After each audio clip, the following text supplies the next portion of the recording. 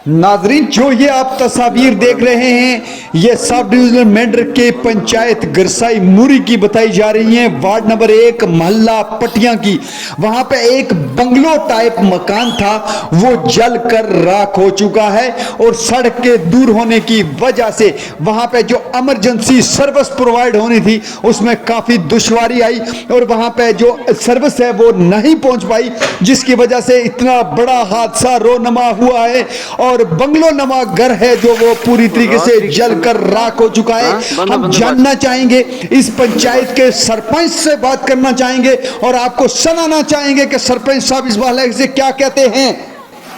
हमारे साथ अभी सरपंच मूरी शहराज अजरी साहब जुड़ सके। अजरी साहब, जो ये आपके इलाके में आग की वारदात रोनमा हुई, इसके हवाले से आप क्या कहेंगे? कितना बड़ा नुकसान हुआ और किसका मकान है जो जलकर राख हो चुका है? ये बड़े अफसोस की बात है कि आज हमारे पंचायत मूरी गुरसाई में जनाब अकरम भट्टी साहब का मकान जो है वो 3 मंजिला मकान खाकिस्तर हो गया और जिसकी खास वजह ये थी कि वहाँ पूरे तरीके से तो मालूमात नहीं हो पाई।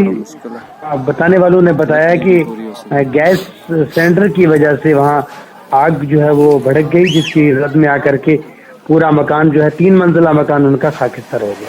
नहीं, इमरजेंसी जो फायर सर्विस थी वो क्या वहां पे नहीं पहुंच पाई? किस कारण की वजह से नहीं पहुंच पाई?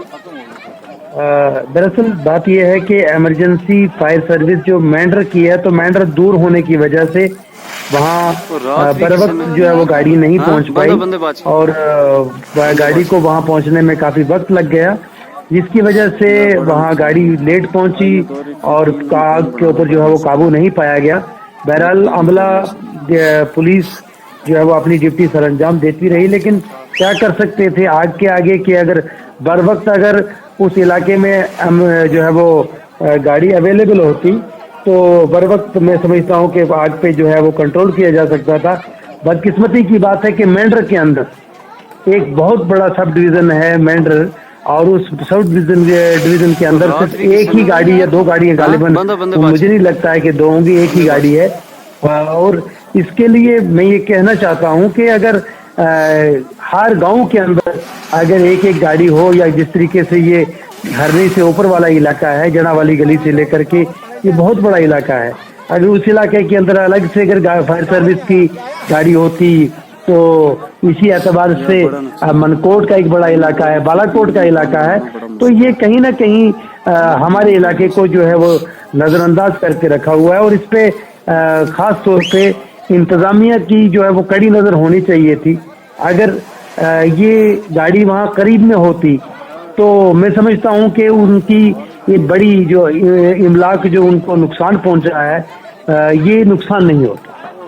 अजरी साहब, आप बता पाएंगे कि अंदाजन कितना नुकसान हुआ है इस पे गरीब परिवार को? जाहिर सी बात है कि एक गरीब परिवार बड़ी मुश्किल से अपना आशियाना बनाता है, तो वहाँ जहाँ पे सड़क भी नहीं थी और उस वक्त में उस शख्स ने वहाँ उस मकान को तामीर किया था, तो मैं ये समझता हूँ कि करीब करीब 30 से 40 लाख रुपए की इमलाक जो है वो जलकर खाकिस्तान। बहुत बहुत शुक्रिया। ये थे सरपंच अजरी साहब जो गरसाई मूरी से बता रहे थे कि उनके इलाके में कितना बड़ा नुकसान हुआ है।